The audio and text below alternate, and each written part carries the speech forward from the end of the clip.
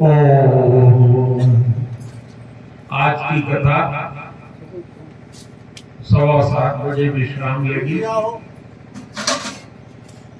इस ग्राम के सभी लोगों को जिन्होंने कथा सुना, इस कथा में योगदान दिया, उन लोगों को आशीर्वाद और धन्यवाद।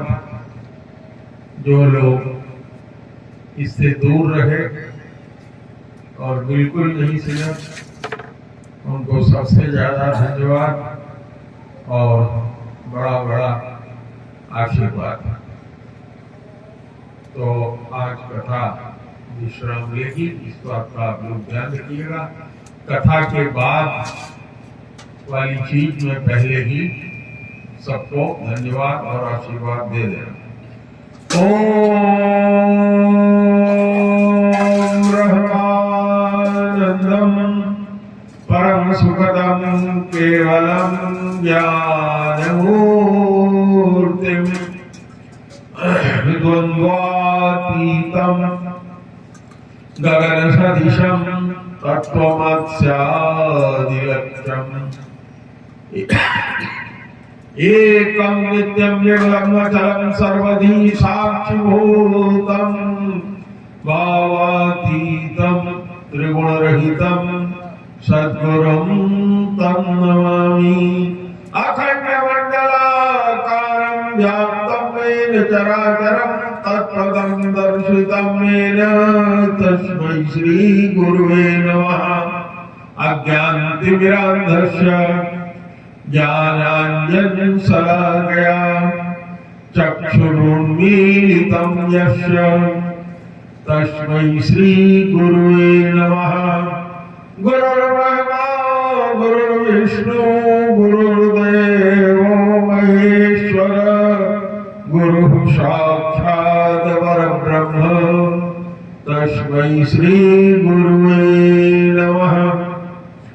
श्री गुरु चरण सरोज रज निज मन मुकुर सुधारि बरन रघुबर विमल जस जो दायक फल चार श्यावर रामचंद्र की जय। पवन सुत हनुमान की जय। उमापति महादेव की जय। सब संतों की जय, सब भक्तों की जय। हर हर महादेव। प्रिय भक्तगण, आज की कथा में हम लोग प्रवेश कर रहे हैं। केती कंठाभनीलम सुरवल विलसत् दिप्रपादाब्जचिह्नं सौभाग्यं पीतवस्त्रं सरसिजनयनं सर्वदा सुप्रसन्नं पाणौ नाराजचापम् कपिनिकरयुतं बन्धूनां सेव्यमानं नौमीड्यं जानकीशं रघुवरमनिशं पुष्पकारूढरामम्।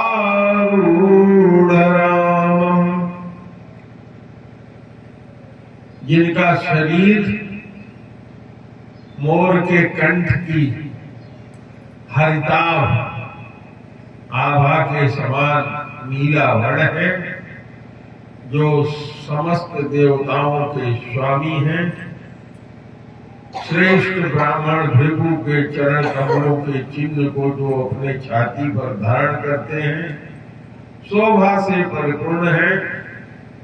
पीतांबरधारी कमल नेत्र, सदा परम प्रसन्न रहने वाले, हाथों में बाण धनुष धारण किए हुए, वानरों से घिरे हुए, भाई लक्ष्मण के द्वारा सेवित, स्तुत किए जाने योग्य श्री जानकी जी के पति रघुकुल में श्रेष्ठ पुष्पक विमान पर सवार श्री रामचंद्र जी को मैं निरंतर स्मरण और नमस्कार करता हूँ। कौशलेन्द्र पद कंज मंजुलौ कोमलावज महेश वंदितौ जानकी कर सरोज ललितौ चिंतकस्य मन भृंग संगिनौ। जो कौशलपुरी के स्वामी हैं उन रामचंद्र जी के सुंदर और कोमल दोनों चरण कमल ब्रह्मा जी और शिव जी के द्वारा वंदित हैं। श्री जानकी के कर कमलों से दुलराए हुए और चिंतन करने वालों के मन रूपी भंवरों के नित्य साथी, अर्थात चिंतन करने वालों का मन रूपी भ्रमर सदा उनके चरण कमलों में ही बसा रहता है। कुंदेन्दुदर गौर सुंदरम अंबिकापतिम अभीष्ट सिद्धिदम कारुणिक कलकंज लोचनम नौमी शंकर मनंग मोचनम। कुंद के फूल, चंद्रमा और शंख के समान सुंदर गौरवर्ण जगत जननी पार्वती जी के पति, सभी वांछित फलों की देने वाले, दुखियों पर सदा दया करने वाले, सुंदर कमल के समान नेत्र वाले, कामदेव से छुड़ाने वाले श्री शंकर जी को हम नमस्कार करते हैं। तो भगवान को 14 दिन की जो वनवास मिला था, 14 वर्ष का, उसमें केवल एक दिन पूरा होने के लिए बाकी रह गया था। ग्राम और नगर के लोग सोच रहे थे कि प्रभु का आने का एक दिन शेष रह गया है और भगवान के शोक में सारे लोग अत्यधिक वियोग से ग्रसित होकर कृशकाय हो गए थे। सभी तरह के सुंदर शगुन हो रहे थे, सबका मन प्रसन्न था। इससे ऐसा प्रतीत होता था कि भगवान बस आने ही वाले हैं। सभी माताओं में, विशेषकर कौशल्या जी के मन में ऐसा आनंद हो रहा था कि भगवान अपने अनुज लक्ष्मण के सहित आ गए हैं, ऐसा कोई खबर बस देने ही वाला है। भरत जी के दाहिना आंख और दाहिनी आंख बार बार भड़क रही है। इसे शुभ शकुन जानकर उनके मन में अत्यंत हर्ष हुआ और विचार करते हैं कि लक्ष्मण जो भगवान के साथ गया है वो बड़ा भाग्यशाली है, क्योंकि श्री राम जी के चरणों के का अनुरागी है। मुझको भगवान ने कुटिल और कपटी पहचान लिया, इसीलिए भगवान ने हमको अपने साथ नहीं लिया। हर भक्त के मन में यही अभिलाषा होती है। भक्त कभी सोचता है कि मैं भगवान से मिल गया हूं, कभी उसको लगता है कि मेरे भगवान तो हमें कभी मिले ही नहीं। कभी रोता है, कभी प्रसन्न होता है और कभी वियोग में रहता है। भरत जी सोचते हैं कि मेरी तो करनी ही ऐसी है कि यदि भगवान मेरी करनी पर ध्यान दें तो सैकड़ों करोड़ कल्प तक मेरी करनी खत्म नहीं हो सकती। उनके कहने का मतलब है कि इतना मेरा खराब कर्म है। लेकिन एक बात विशेष है कि भगवान अपने भक्तों का कभी अवगुण मानते नहीं हैं। वो दुखियों के बंधु हैं और अत्यंत कोमल स्वभाव के हैं। अतः हृदय को भरोसा है कि श्री राम जी अवश्य मिलेंगे, क्योंकि सुंदर और बड़े बड़े शुभ शकुन हो रहे हैं। लेकिन सोचते हैं कि कल की अवधि अगर बीत गई और प्रभु नहीं आए तो मैं अपना प्राण रखूंगा नहीं। ऐसे ही विरह सागर में भरत जी मगन हो रहे थे कि विप्र रूप धारण करके हनुमान जी आ गए। देखा कि कुछ के आसन पर भरत जी बैठे हैं, बड़ी बड़ी जटा है, उसी का मुकुट बना लिया है, शरीर अत्यधिक दुर्बल हो गया है, राम राम सुमिरन कर रहे हैं और नैनों से विरह में जल बह रहा है। हनुमान जी भरत जी से पहले मिल चुके थे। हनुमान जी को देख करके प्रभु अत्यंत हर्षित होते हैं। भरत प्रभु पूरा शरीर रोमांचित हो जाता है और आंखों से निर्झर आंसू बहने लगते हैं। मन में बहुत प्रसन्नता हुई और अमृत से सनी हुई वाणी बोले। कौन बोले? हनुमान जी कि हे भाई, हे प्रभु,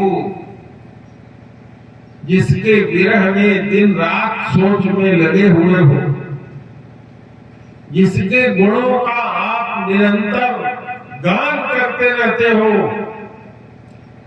और रघुकुल के सूर्य, सुखों को देने वाले, मुनियों के कष्ट के हरने वाले कुशलता पूर्वक आ गए। भरत जी ने सोचा कि क्या केवल भगवान राम ही आए हैं। उनके मन में शंका हुई कि लक्ष्मण का कुछ खबर नहीं सुनाया। तो हनुमान जी आगे कहते हैं कि रावण को रण में मारकर भगवान राम, जिनका सुजस सारे देवता गा रहे हैं, ऐसे प्रभु सीता जी और लक्ष्मण जी के सहित आ रहे हैं। इतना सुनकर भरत जी का सारा दुख गायब हो गया। जैसे किसी जन्म जन्म के प्यासे को जल मिल गया हो, अमृत मिल गया हो और तृप्ति आ गई। हनुमान जी चूंकि अपने रूप में आए नहीं थे, स्वरूप बदल कर आए थे, तो भरत जी पूछते हैं कि तुम कौन हो, कहां से आए हो? मुझे बहुत ही सुंदर अच्छे लगने वाले वचन सुनाए हो। हनुमान जी ने कहा, मैं मारुत का पुत्र हूं, बंदर हूं, मेरा नाम हनुमान है, ये मेरा नाम सुनो। हे कृपा निधान। भरत जी को क्या कहा? कृपा निधान। मैं रघुनाथ जी का बहुत छोटा दास हूं। ऐसा सुनते ही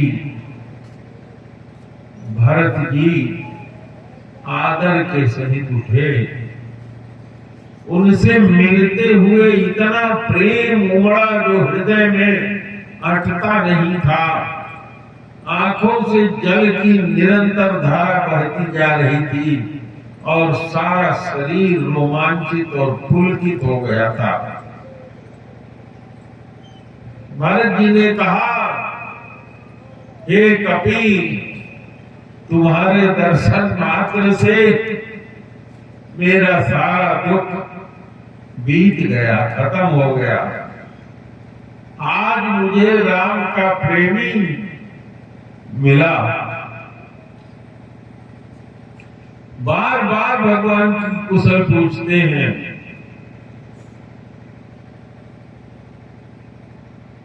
और कहते हैं कि हे भाई, मैं तुझे क्या दूं, मेरा मन कहीं ठहरता नहीं है।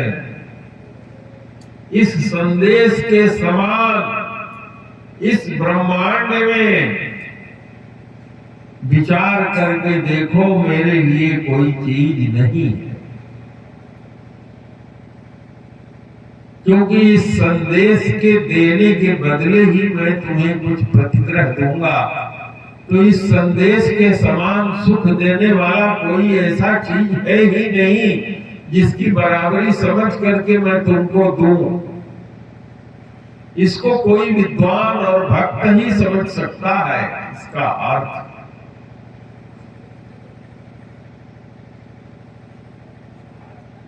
और हनुमान जी से पूछा कि हे हनुमान, भगवान राम क्या कभी मुझको याद करते थे?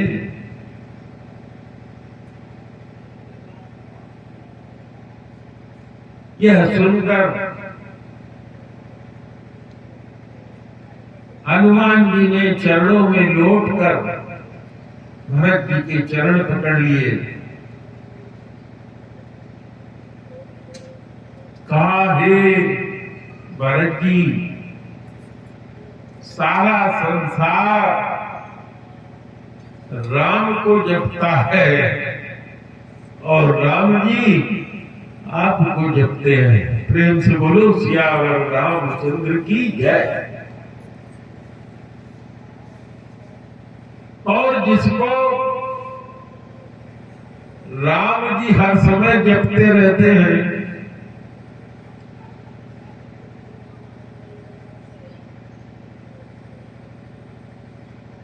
वो इतना विनीत वही तो हो सकता है।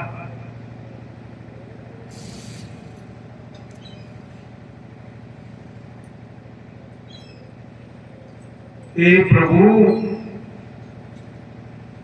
राम जी को तो अपना प्राण भी इतना प्रिय नहीं है जितने प्रिय आप हैं। और बार बार इस तरह से कह करके भरत जी की छाती से हनुमान जी लिपटते रहते हैं। और फिर हनुमान जी ने भरत जी के चरणों में प्रणाम किया और हनुमान जी लौट करके राम जी के पास गए, सारी कुशल सुनाया, जिसको सुनकर भगवान उस पर विमान पर चढ़कर चले। और इधर भरत जी प्रसन्न होकर कौशलपुर में आए, क्योंकि बहुत दूर निवास बना लिया था। राम जी जंगल में रहकर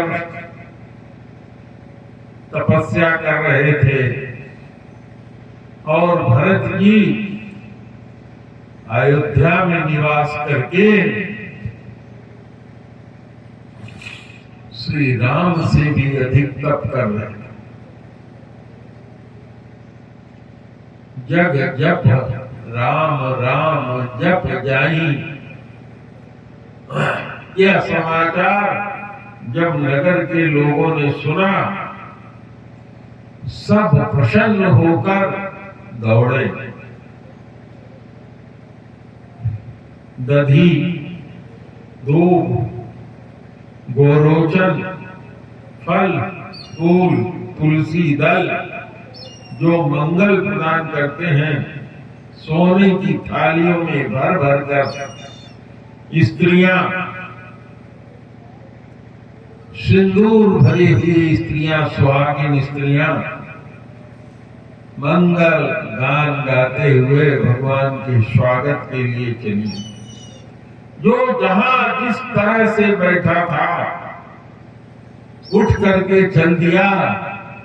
अगर वृद्ध है, बालक को गोद में लिया था तो उसको वहीं उतार दिया। कोई बालक अगर चलने वाला था तो किसी को नहीं देखा कि कोई मेरे साथ चले। एक दूसरे से पूछ रहे हैं कि हे भैया, राम जी को कहां देखा तुमने? कहीं देखा?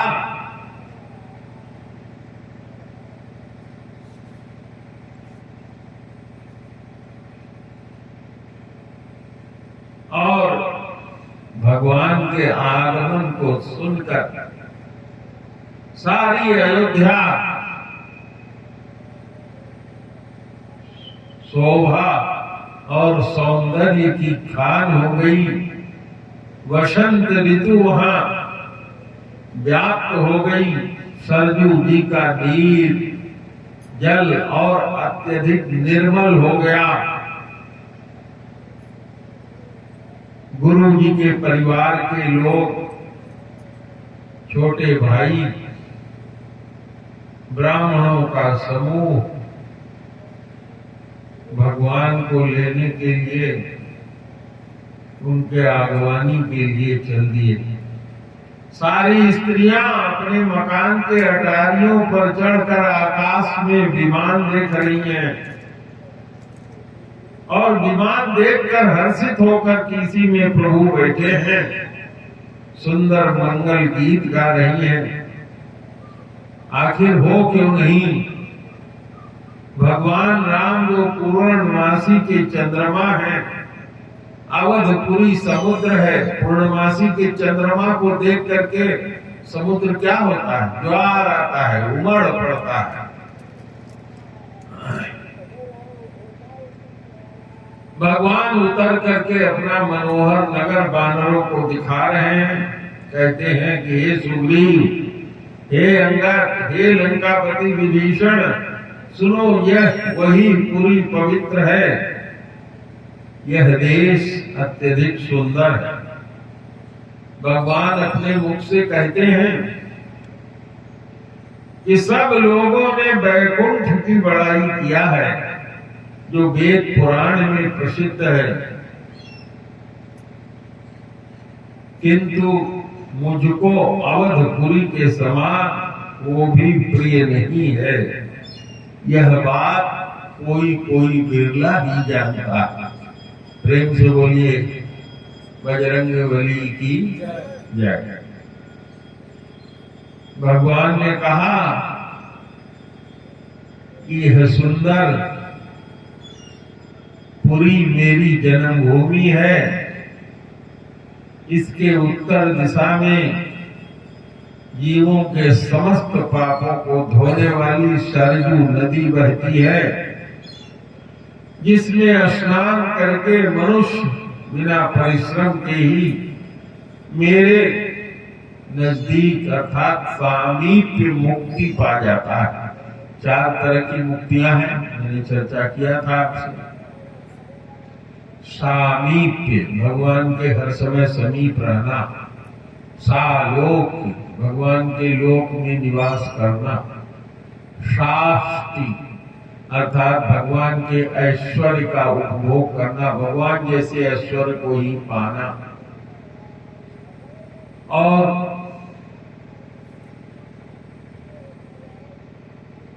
सालोक, सामीप, साष्ट, सायुज्य सबसे अंतिम मुक्ति है, और सारूप भगवान जैसा हो जाना। ये 5 मुक्तियां।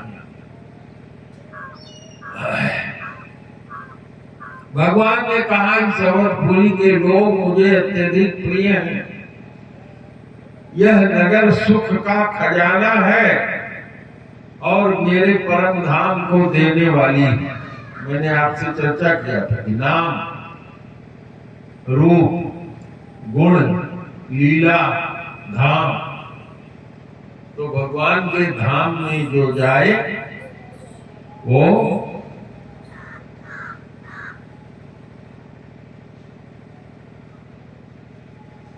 भगवान को पाने के योग्य हो जाता है।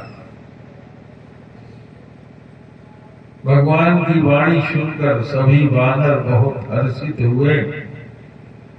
कहा कि जिस अवधपुरी की प्रशंसा भगवान स्वयं कर रहे हैं वो धन्य है। भगवान ने विमान से ही, ऊपर से ही पूरा नगर दिखा दिया और नगर के निकट आकर के भगवान ने पुष्पक विमान को आदेश दिया, नीचे उतरो। उतरने के तुरंत बाद भगवान ने पुष्पक विमान को कहा कि ऐ पुष्पक विमान, तुम्हारा मालिक तो कुबेर है, उसके पास तुम चले जाओ। पुष्पक विमान को लूट करके रावण ने जबरदस्ती छीन के अपने पास रख लिया। भरत के साथ सारे लोग भगवान से मिलने आए। भगवान देखते हैं कि सब बहुत दुर्लभ हैं। वामदेव, वशिष्ठ आदि विशिष्ट मुनि भी आए। कहा यह जाता है कि वशिष्ठ जी सगुण उपासक थे और वामदेव जी निर्गुण निराकार बौद्ध धर्म के मानने वाले थे। भगवान के राज्य में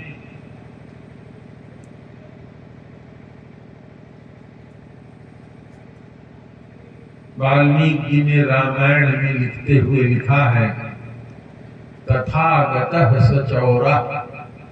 अपने पिता के लिए कहीं वर्णन करते हुए लिखा है कि मेरे पिता ने तथागत को अपने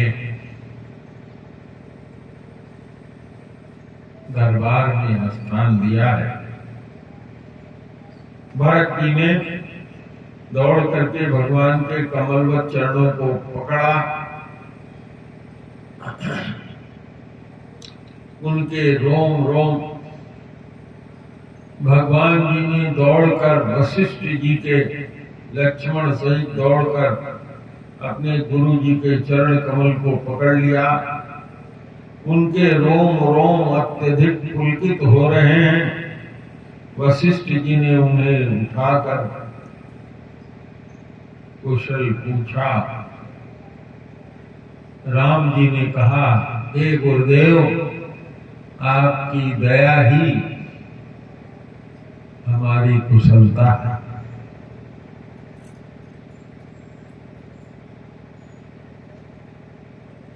भगवान से मिलने के लिए जब भरत जी जंगल में गए थे तो वहां भगवान सबसे पहले किससे मिले थे? भरत से। और उनके साथ गया हुआ केवट कहता है कि हे प्रभु, भरत जी के साथ गुरु वशिष्ठ और सब माताएं भी आती हैं। और वहां राम जी क्या करते हैं? शत्रुघ्न जी को सीता जी के पास छोड़कर दौड़ते हुए न ये ख्याल किया कि धनुष बाण तीर हमको लेना चाहिए कि नहीं लेना चाहिए, सब भूल करके दौड़ते हुए पहुंचे थे और यहाँ गुरु को प्रणाम कर रहे हैं। भगवान की लीला अत्यधिक कठिन है। कहीं भगवान कहते हैं हनुमान जी से कि तुम्हारा प्रेम लक्ष्मण से दूना है, और कभी हनुमान से कहते हैं कि तुम भरत के समान हमारे भाई हो, और कहीं कहते हैं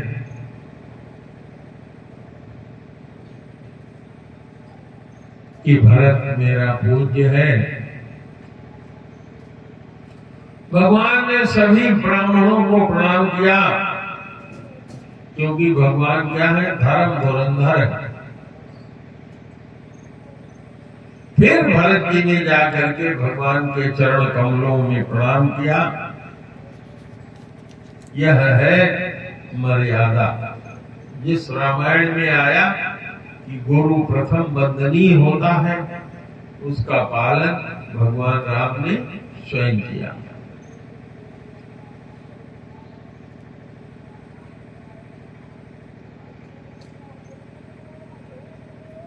भरत जी धरती में लौट गए चरणों को पकड़ करके। भरत जी के शरीर के एक एक रोम पुलकित हो गए हैं।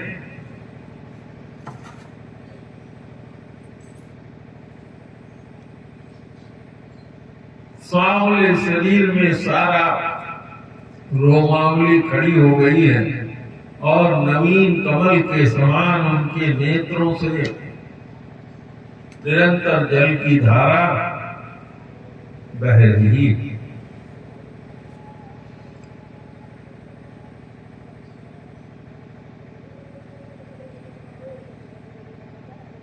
भगवान ने उठाकर भरत जी को हृदय से लगा लिया। भरत जी को हृदय से लगाते हुए भगवान ऐसे शोभित हो रहे हैं कि कभी कहता है कि इसकी कोई उपमा मेरे पास नहीं है। ऐसा लगता है कि मानो प्रेम और श्रृंगार शरीर धारण करके मिले हैं और श्रेष्ठ शोभा को प्राप्त हुए।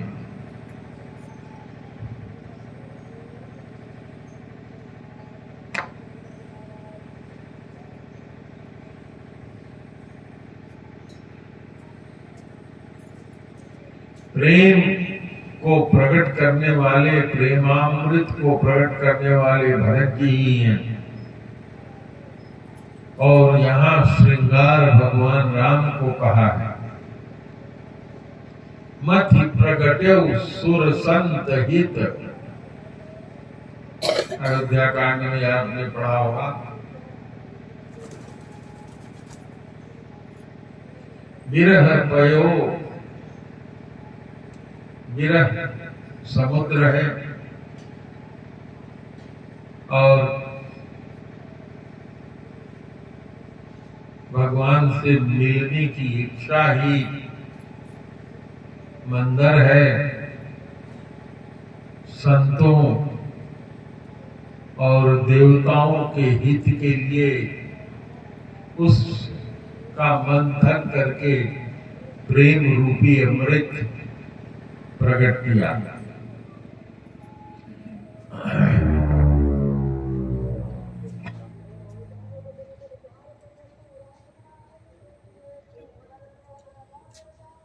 सियावर रामचंद्र की जय।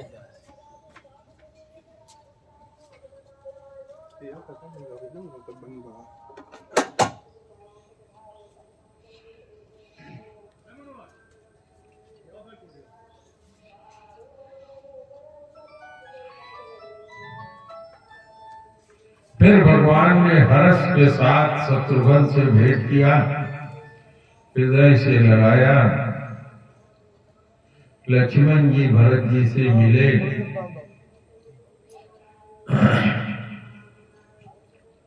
भारत के अनुज शत्रुघ्न जी ने पुनः लक्ष्मण जी से भेंट किया और विरह से जो दुख उत्पन्न हुआ था उसको दूर किया।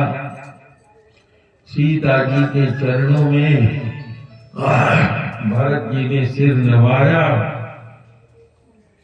और अनुज समेत परम सुख पावा। चित्रकूट में जब भरत जी जाते हैं, बार बार प्रणाम करते हैं सीता जी को।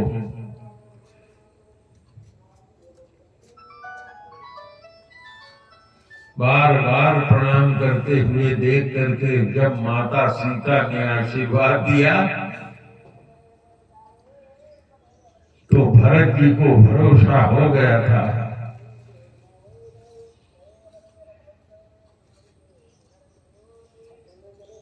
कि हम भगवान की शरण हमको मिल जाएगी। प्रेम से बोलिए सियावर रामचंद्र की जय।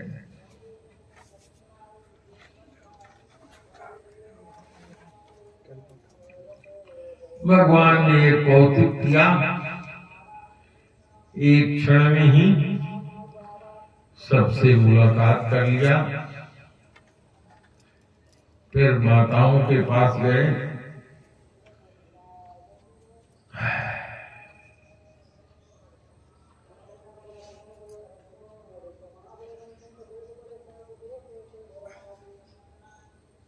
सभी माताओं से मिले प्रभु। सबसे पहले कैकेयी से मिले।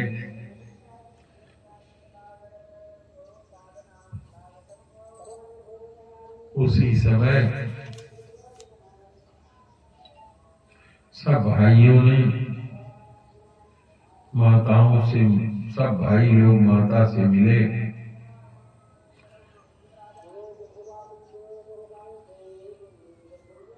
अनेक प्रकार के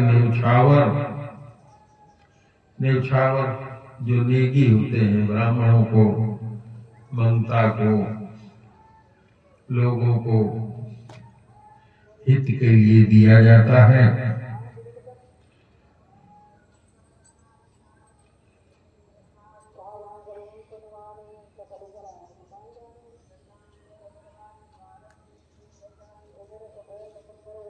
भगवान के साथ लंकापति, सुग्रीव, जामवंत, अंगद सब आए हैं और सब मनुष्य का शरीर धारण किए। सब भारत के स्नेह और शील के और व्रत की चर्चा कर रहे हैं, भारत के प्रेम की चर्चा कर रहे हैं।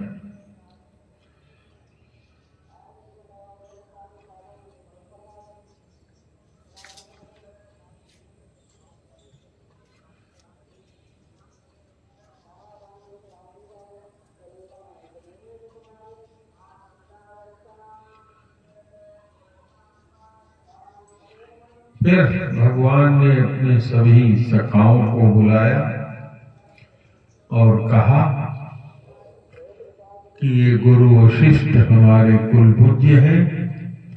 इन्हीं की कृपा से हमने सभी राक्षसों का संहार किया। और गुरु जी से कहा कि हे गुरुदेव, ये मेरे सखा हैं, मेरे लिए युद्ध में ये मेरे बेड़ा बन गए थे। जैसे नदी पार करनी होती है तो नाव चाहिए होता है, तो युद्ध रूपी नदी को इन्हीं के सहारे हमने पार किया है।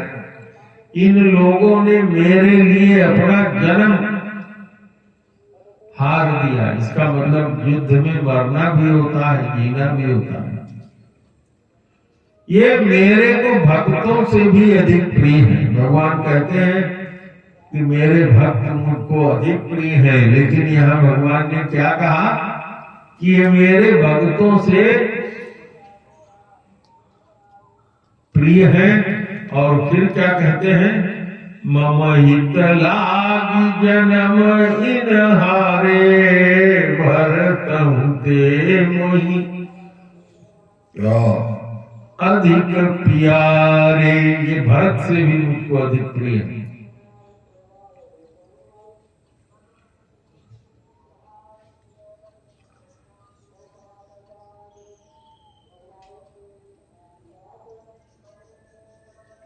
कभी किसी ने इसको पूछा था कि भगवान ऐसा क्यों कहते हैं,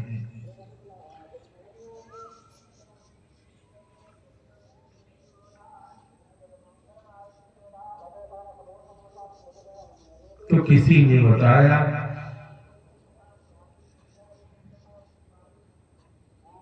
भरत जी का शाश्वत प्रेम तो प्रभु से व्याप्त ही था।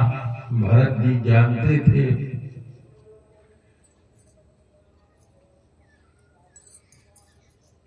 कि मैं तो प्यारा भगवान का हूं ही, ये सब मेरे से भी अधिक प्यारे इसलिए हैं कि ये भगवान के निरंतर साथ हैं।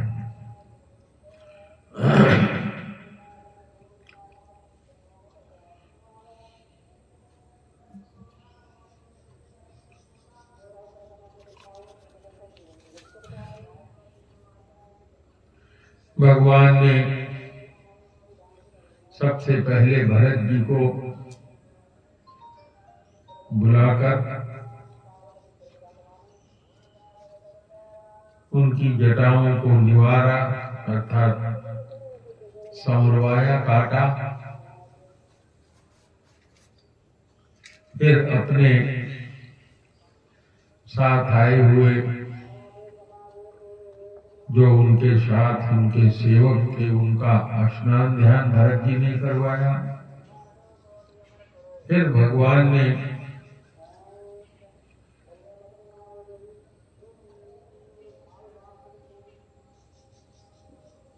अपना ख्याल किया। गुरु वशिष्ठ जी ने सभी व्यवस्था करके ब्राह्मणों को बुला लिया और कहा कि आज का सुंदर दिन और शुभ घड़ी है, सब ब्राह्मण आप लोग अनुशासन दीजिए। रामचंद्र जी आज से ही सिंहासन पर आरूढ़ हो। यह बात वशिष्ठ जी की सभी ब्राह्मणों को अति सुंदर लगी।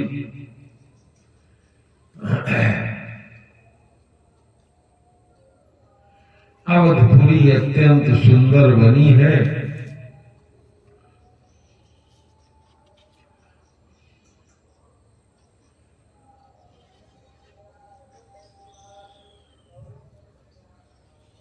सभी देवता वेद वहां आए।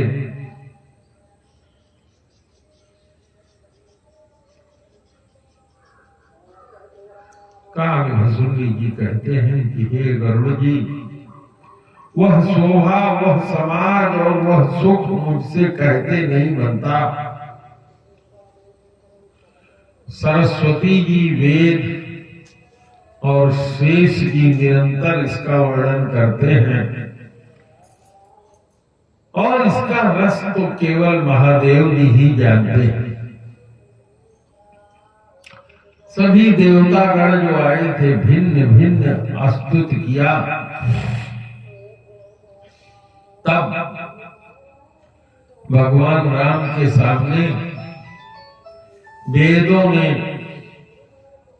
जो जेल में बंदी होते हैं उनका रूप धारण करके, या दूसरे शब्दों में आप कह सकते हैं भाट, जिनको भाट कहते थे। पहले एक भाट की जात होती थी जो राजाओं की बड़े बड़े लोगों के दरवाजे आकर के उनके गुण का, यश का गान करते थे। उस भाट का रूप धारण करके राम जी की स्तुति किया। और किस तरह से किया? सारे रामायण का निष्कर्ष यही है। जय सगुण निर्गुण रूप अनूप भूप शिरोमणि। हे सगुण, हे निर्गुण, हे अनुपम रूप और लावण्य से युक्त, हे राजाओं में श्रेष्ठ, आपकी जय हो। आपने रावण आदि प्रचंड प्रबल और दुष्ट निशाचरों को अपनी भुजाओं के बल से मार डाला। आपने मनुष्य का अवतार लेकर संसार के भार को नष्ट करके अत्यंत कठोर दुखों को भस्म कर दिया। हे दयालु, हे शरणागत की रक्षा करने वाले प्रभु, आपकी जय हो। मैं शक्ति अर्थात सीता की सहित आपकी वंदना करता हूं। आपकी जो माया है वो अत्यधिक दुष्कर है और उसके वशीभूत होने के कारण देवता, राक्षस, नाग, मनुष्य, चर अचर सभी काल, कर्म और गुण से भरे हुए उनके वशीभूत होकर, कैसे वशीभूत होते हैं? आपकी माया के कारण दिन रात अनंत भाव में आवागमन के मार्ग में भटकते रहते हैं। इसलिए हे नाथ, जिनको किसी को इनमें से किसी को आपने कृपा दृष्टि करके देख लिया, विलोकित कर लिया, वो माया जनित तीनों तरह के दुखों से छूट जाते हैं। जन्म और मरण के श्रम को काटने में कुशल हे श्री राम जी, हमारी रक्षा कीजिए। हम आपको नमस्कार करते हैं। कहते हैं कि जो ज्ञानी लोग मिथ्या ज्ञान के अभिमान में विशेष रूप से मतवाले होकर जन्म मृत्यु के भय को हरने वाली आपकी भक्ति का आदर नहीं करते हैं, हे प्रभु, जो देवताओं को भी बड़ी कठिनता से प्राप्त होने वाला पद है, उसको भी पाकर हमने उनको उस पद से च्युत होते हुए देखा है।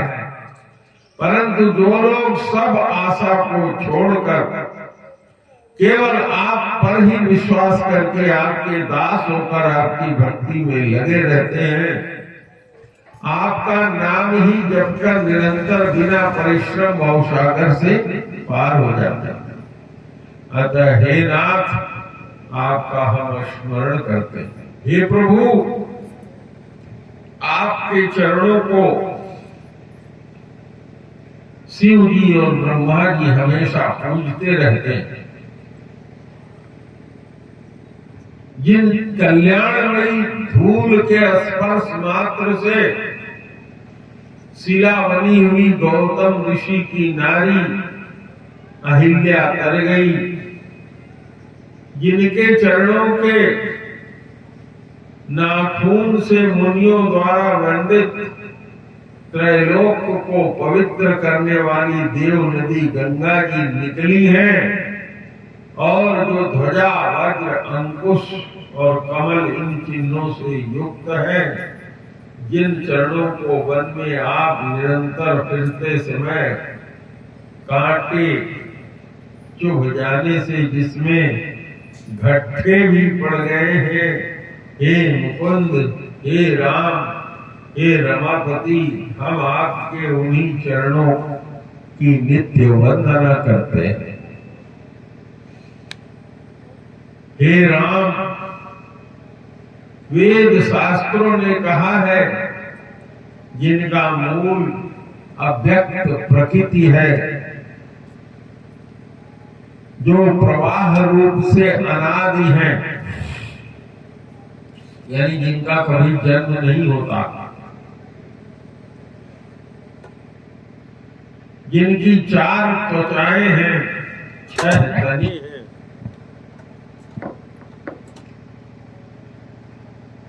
25 शाखाएं हैं, अनेकों पत्ते हैं और बहुत से फूल हैं, जिनके कड़वे और मीठे 2 प्रकार के फल लगते हैं, जो बेल एक ही है और उसी के आश्रित रहती है, जो नित्य नए पत्ते और फूल निकलते रहते हैं, ऐसे संसार रूपी वृक्ष स्वरूप अर्थात विश्व रूप में प्रकट आपको हम नमस्कार करते हैं। कुल मिलाकर कहने का मतलब यह है कि यह संसार के कारण आप ही हैं। वह जो ब्रह्म कहलाता है, जिसको अजन्मा कहते हैं, जो केवल एक होता है, दो नहीं होता, क्योंकि भगवान और भक्त दो होते हैं।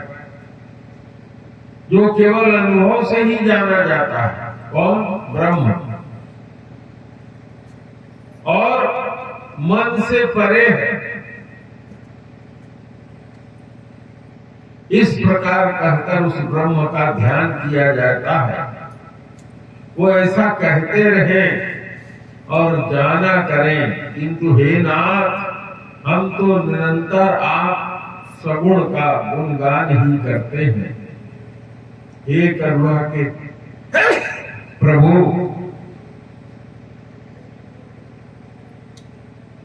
हम वर मांगते हैं कि मन, क्रम, वचन और कर्म से विकारों को त्याग कर आपके चरणों में प्रेम करें। इतना कहते कहते सब लोग देख रहे हैं कि भाट के रूप में जो चारों वेद उपस्थित हुए थे, उन्होंने अंतर ध्यान हो गए।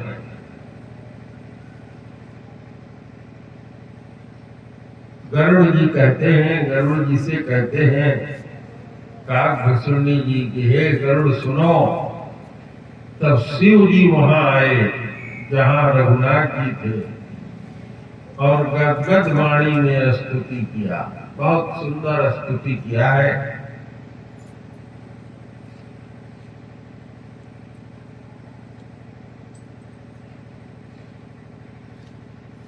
शिव जी भी भगवान की स्तुति करके चले गए। काकभूषणी जी कहते हैं कि गरुड़ जी, यह कथा अत्यधिक पवित्र है। दैहिक, दैविक, भौतिक तीनों तापों को मिटाने वाली है। महाराज का जो शुभ अभिषेक है, उसको सुनते ही मनुष्य को वैराग्य और विवेक मिल जाता है। और यदि कोई ऐसा व्यक्ति, भगवान की पूजा तो निष्काम करनी चाहिए, लेकिन अगर कोई सकाम कुछ इच्छा रख के भी भगवान की इस तरह के यश और गुण को सुनता है, तो भी सुख और संपत्ति नाना प्रकार से पाता है। जो देवताओं के भी दुर्लभ सुख है संसार में, वह भी ऐसे व्यक्ति को प्राप्त हो जाते हैं। और जो जीवन मुक्त, विरक्त और विषयी, यानी जो संसार में ही रमे रहते हैं, ऐसे विषयी भी सुनते हैं, उनको क्रमशः भक्ति, मुक्ति और नवीन संपत्ति मिलती है। जो जीवन मुक्त है उनको भक्ति, जो विरक्त है उनको मुक्ति, और जो विषयी है उनको संपत्ति मिलती। तो हम लोग सोच ले हम कहाँ हैं। हे पक्षीराज गरुड़, बासुंडी जी कहते हैं, मैंने अपनी बुद्धि के पहुंच के अनुसार राम जी की कथा का वर्णन किया है, जो जन्म मरण के बंधन, भय और दुख को दूर करने वाली है। यह वैराग्य, विवेक और भक्ति को दृढ़ करने वाली है तथा मोह रूपी नदी को पार करने के लिए सुंदर नाव। यही मैंने कहा था, महामोह महिषेषु कराला,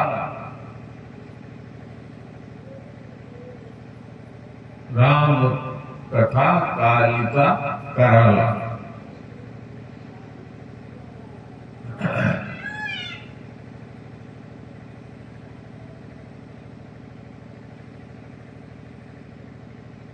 हर 6-6 महीने पर सनक सनंदन संकादिक आते हैं, नारद जी आते हैं,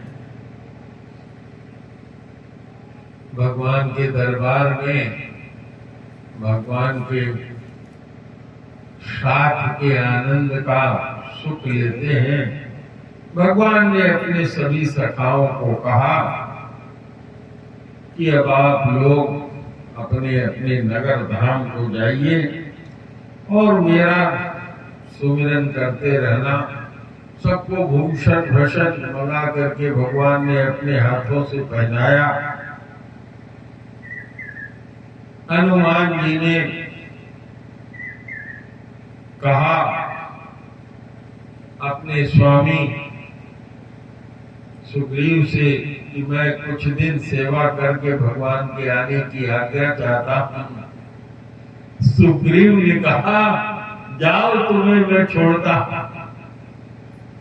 तो वो उन्हीं के साथ रहो।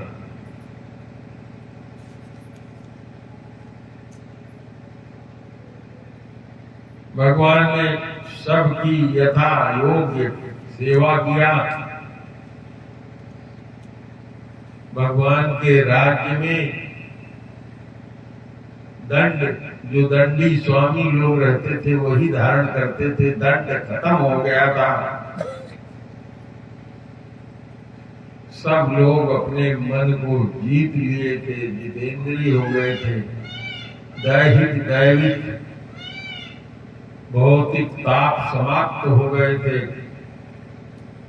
और सब अपने अपने निरत धर्म में रत रहते थे।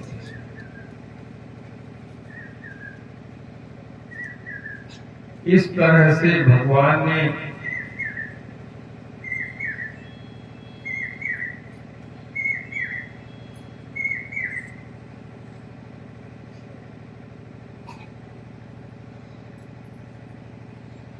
एक बार की बात है, सनकादिक मुनि लोग भगवान के पास गए।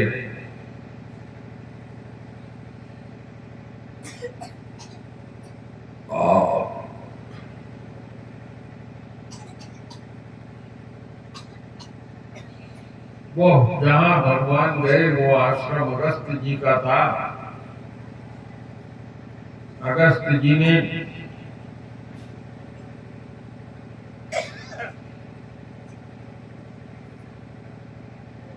कि यहाँ जब भगवान ने देखा कि सनकादिक जी आ रहे हैं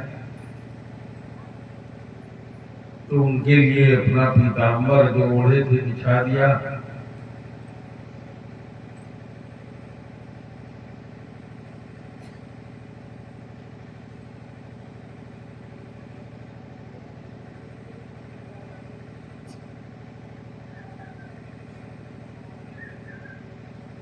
कहा प्रभु ने कि हे मुनियों, आपके दर्शन से मैं धन्य हूं। आपके दर्शन मात्र से ही सारे पाप नष्ट हो जाते हैं। बड़े भाग पाइब सत्संगा, क्यों? क्योंकि बिना ही प्रयास हो ही भव भंगा। सत्संग अगर मिल गया तो भव माने आवागमन का जो बंधन है वो छूट जाता है। संत संग अपवर्ग कर कामी भव कर पंथ। संतों के संग अगर रहते हैं तो बंधन से छूटने का, और यदि कामियों के साथ रहते हैं तो जन्म मृत्यु के बंधन में पड़ने का मार्ग मिलता है। ऐसा सभी संत कवि पंडित तथा वेद पुराण गाते हैं। ऐसा सुनकर चारों मुनि बहुत पुलकित हुए और सशरीर भगवान की स्तुति करने लगे कि हे भगवंत अनंत, आपकी जय हो।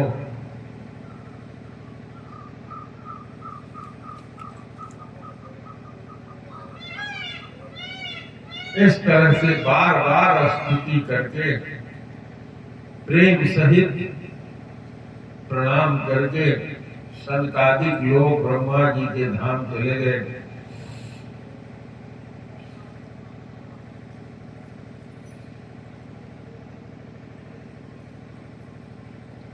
सब भाई भगवान से कुछ पूछना चाहते हैं, पूछ नहीं पा रहे हैं, हनुमान जी की तरफ देखते हैं। तो हनुमान जी ने कहा हाथ जोड़ करके कि हे नाथ, भरत जी आपसे कुछ पूछना चाहते हैं, लेकिन प्रश्न करते हुए अत्यधिक संकोच हो रहा है। तो भगवान ने कहा कि हे कपिवर, तुम मेरे स्वभाव को जानते हो। भरत और मेरे बीच में क्या कोई अंतर है? केवल दो शरीर हैं, लेकिन है तो हम एक ही। ऐसा सुनकर भरत जी ने भगवान के चरणों को पकड़ लिया। कहा, हे शरणागत के दुखों को दूर करने वाले प्रभु, सुनिए, मुझे कोई संदेह नहीं है, सपने में भी शोक और मोह नहीं है। यह सब केवल तुम्हारी कृपा ही है हे प्रभु। लेकिन हे प्रभु, मैं आपके श्री मुख से संतों की महिमा सुनना चाहता हूं।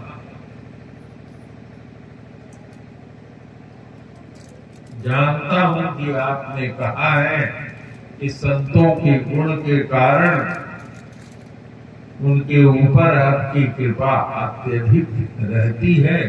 इसलिए हे प्रभु, संत और दुष्टों के भेद को अलग अलग प्रकट करके मुझे बताइए।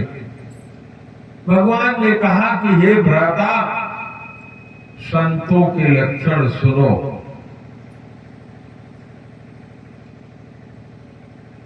कहा, संत और असंत का जो लक्षण है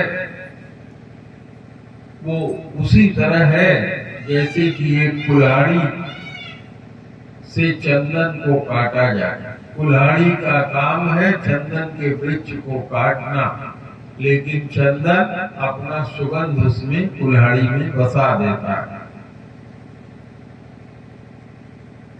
इसीलिए चंदन देवताओं के सिर पर चढ़ता है और कुल्हाड़ी को तेज करने के लिए अंगीठी के आग में जलाया जाता है और धन लेकर पीटा जाता है।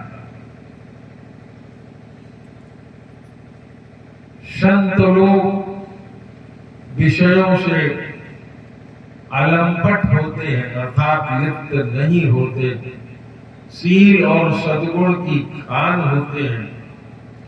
उन्हें पराया दुख देखकर दुख मिलता है और कोई सुखी हो तो उसको देखकर सुख मिलता है। वे सब में सर्वत्र समता रखते हैं और न उनका कोई शत्रु है न मित्र है। वो हमेशा वैराग्यवान होते हैं। लोभ, क्रोध और हर्ष, भय का सर्वथा त्याग किए रहते हैं। उनका चित्त बहुत कोमल होता है, दीनों पर दया करते हैं। मन, वचन और कर्म से मेरी निष्कपट भक्ति करते हैं, सबको सम्मान देते हैं और स्वयं मान से रहित रहते हैं। ऐसे सज्जन, ऐसे भक्त मेरे लिए प्राणों से प्रिय हैं। भक्तों में कोई कामना नहीं होती, वो मेरे नाम के परायण होते हैं। शांति, वैराग्य, विनय और प्रसन्नता के घर होते हैं। उनमें शीतलता, सरलता, सबके प्रति मैत्री और ब्राह्मणों के चरणों में प्रीति होती है, जो धर्मों को उत्पन्न करने वाली। ऐसे लक्षण जिसके हृदय में बसते हो, उसको हमेशा सच्चा संत जानना। जिनके मन में यदि कोई निंदा करता है तो भी, यदि कोई प्रशंसा करता है तो भी समान रहते हैं। जिनको मेरे चरण कमलों में ममता है, वे गुणों के धाम और सुख की राशि संत जन उनको प्राण के समान प्यारे हैं। भगवान ने असंतों के भी कुछ लक्षण बताए और कहा कि भूल करके भी उनकी संगत कभी किसी को नहीं करना चाहिए, क्योंकि उनका संग हमेशा दुखदाई होता है। जैसे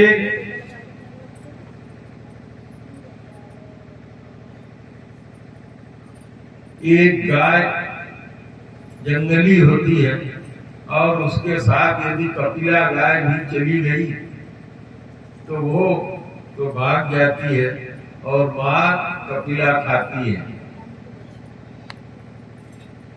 दुष्टों के हृदय में हमेशा संताप रहता है। वो पराई संपत्ति देखकर और सुख देखकर हमेशा जलते रहते हैं। जहां किसी दूसरे की निंदा सुन पाते हैं, ऐसे हर्षित होते हैं जैसे खजाना मिल गया।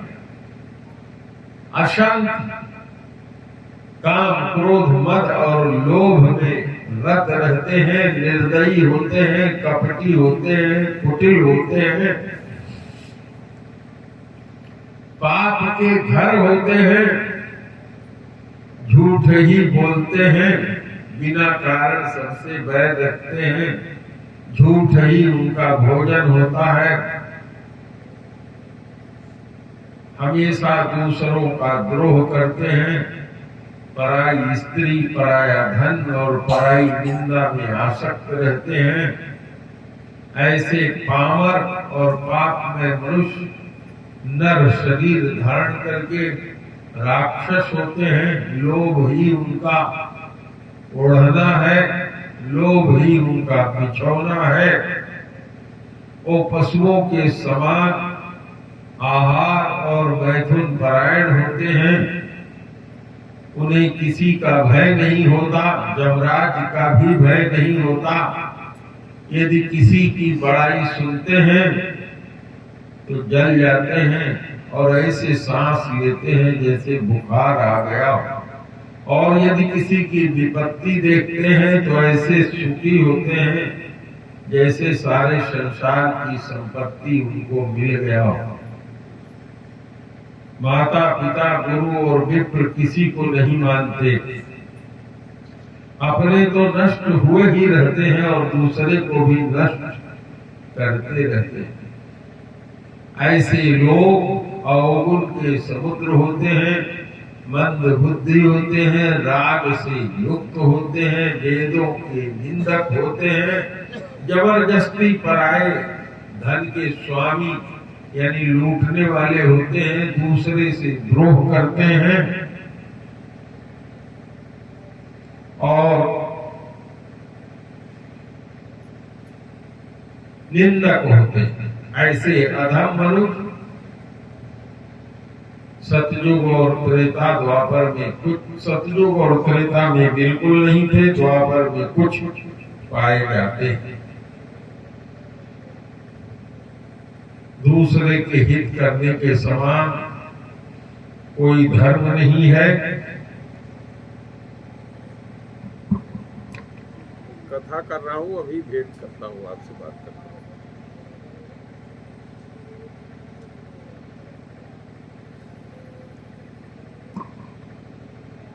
भगवान कहते हैं ऐसे लोगों के लिए मैं काल रूप हूँ, उनके शुभ और अशुभ फल को देने वाला हूँ। इसलिए जो विचार करने वाले परम सयाने होते हैं वो दूसरे की निंदा और स्तुति में नहीं लगते हैं। बार बार नारद जी और मुनिगण आते रहते हैं, भगवान की सेवा में लगे रहते हैं। भगवान ने कहा कि बड़े भाग्य से मनुष्य का तन मिला है, ये देवताओं को भी दुर्लभ है, ये साधन का धाम है। अगर मोक्ष चाहते हो तो वो भी इससे मिल जाता है।